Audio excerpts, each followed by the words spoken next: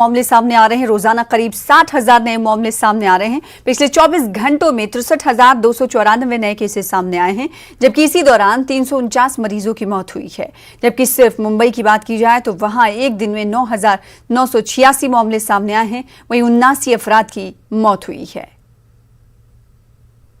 महाराष्ट्र में कोरोना बेकाबू होता जा रहा है, जिसको लेकर हुकूमत फिक्रमंद है। वहीं काबीनी वजीर नवाब मलिक ने कोरोना के बढ़ते मामलों को लेकर तशवीश का इजहार किया है। उन्होंने कहा कि हालात ऐसे ही रहे तो आने वाले दिनों में ऑक्सीजन और आईसीयू बेड्स की कमी हो सकती है, लेकिन हुकूमत अपनी पूरी कोशिश कर रही है।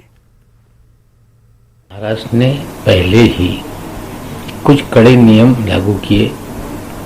मॉल, दुकान, थिएटर, धर्मस्थल, राजनीतिक सामाजिक कार्यक्रमों पर पाबंदी ये लगातार जारी है। साथ ही में 2 दिन का वीकेंड लॉकडाउन भी लागू किया गया था, लेकिन कहीं न कहीं परिस्थिति गंभीर बन रही है। ऑक्सीजन हो चाहे आईसीयू बेड्स हो, इसकी कमी आने वाले दिनों में हो सकती है। इसको लेके लगातार 2 दिन से मुख्यमंत्री महोदय अधिकारियों के साथ, अलग अलग मंत्री, टास्क फोर्स के लोगों के साथ क्या किया जा सकता है उसका अंदाज ले रहे हैं।